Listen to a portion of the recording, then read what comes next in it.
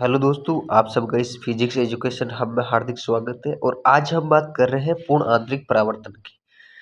और पूर्ण आंतरिक परावर्तन में क्या होता है कि जो प्रकाश की किरण है वो सघन माध्यम से विरल माध्यम में जब प्रवेश करती है तो अभिलंब से दूर हट जाती है। नॉर्मल सी बात है कि जब सघन से विरल की तरफ प्रकाश की किरण जाती है तो अभिलंब से दूर हट जाती है। उसके बाद में यहाँ पे क्या होगा कि जब आपतन कोण के मान में जब वृद्धि की जाएगी तो अपवर्तन कोण में भी क्या होगी, वृद्धि होगी। और अपवर्तन कोण का मान बढ़ता जाएगा और एक स्थिति ऐसी आएगी कि जो अपवर्तित किरण है वो सतह के साथ अभिलंब के साथ 90 डिग्री का कोण बनाएगी। और आपतन कोण का मान और बढ़ाया जाएगा तो प्रकाश की किरण वापस सघन माध्यम में लौट जाएगी और प्रकाश की इस घटना को कहा जाता है पूर्ण आंतरिक परावर्तन।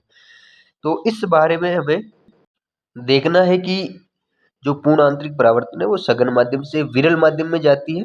आपतन कोण के मान में वृद्धि करेंगे तो अपवर्तन कोण के मान में भी क्या होगी, वृद्धि होगी। और एक स्थिति ऐसी आएगी कि ये अभिलंब के साथ 90 डिग्री का कोण बनाएगी और प्रकाश की किरण वापस सघन माध्यम में लौट जाएगी। तो प्रकाश की इस घटना को क्या बोला जाएगा, पूर्ण आंतरिक परावर्तन।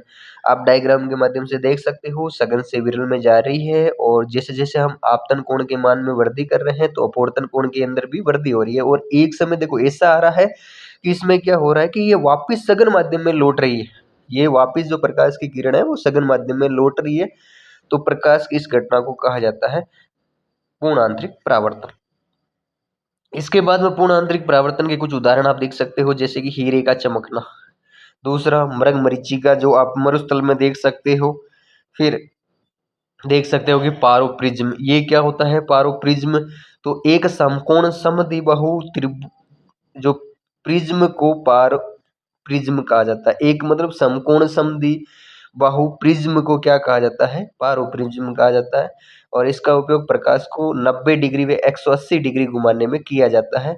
और इसका उपयोग है वो दूरबीन में भी किया जाता है। तो नॉर्मल सी बात है कि पूर्ण आंतरिक परावर्तन का उपयोग है वो पारो प्रिज्म में भी किया जाता है। साथ ही प्रकाशिक जो तंतु है इसमें भी आपके किसका उपयोग किया जाता है, पूर्ण आंतरिक परावर्तन का उपयोग किया जाता है। अब ये प्रकाशिक तंतु के उपयोगों के बारे में हमें देखना है कि इसका उपयोग कहाँ कहाँ किया जाता है। तो डाटा या सूचनाओं को तीव्र गति से एक स्थान से दूसरे स्थान तक भेजने के लिए प्रकाशिक तंतु का उपयोग किया जाता है। और जैसे कि इंडोस्कोपी की प्रक्रिया में शरीर के आंतरिक भागों को अगर हमें देखना हो तो प्रकाशिक तंतु का उपयोग किया जाता है। सजावटी उपकरण है उनमें भी किसका उपयोग किया जाता है, प्रकाशिक तंतु का उपयोग किया जाता है। तो हमने देखा कि पूर्ण आंतरिक परावर्तन की डेफिनेशन देखी, उसका उपयोग देखा, जैसे कि मृगमरीचिका है, हीरे का चमकना है, पारोप्रिज्म है, प्रकाशिक तंतु है। इसमें ये प्रकाशिक तंतु भी इम्पोर्टेंट है, इसके उपयोग इम्पोर्टेंट है। आपको देखना है डाटा या सूचनाओं को तीव्र गति से एक स्थान से दूसरे स्थान तक भेजने के लिए इंडोस्कोपी में और सजावटी उपकरणों में इसका उपयोग किया जाता है। तो छोटा सा टॉपिक था आज पूर्ण आंतरिक परावर्तन। पूर्ण आंतरिक परावर्तन के बारे में ये भी आपको ध्यान में रखना है कि वो सघन माध्यम से विरल माध्यम की ओर प्रवेश करती है। धन्यवाद।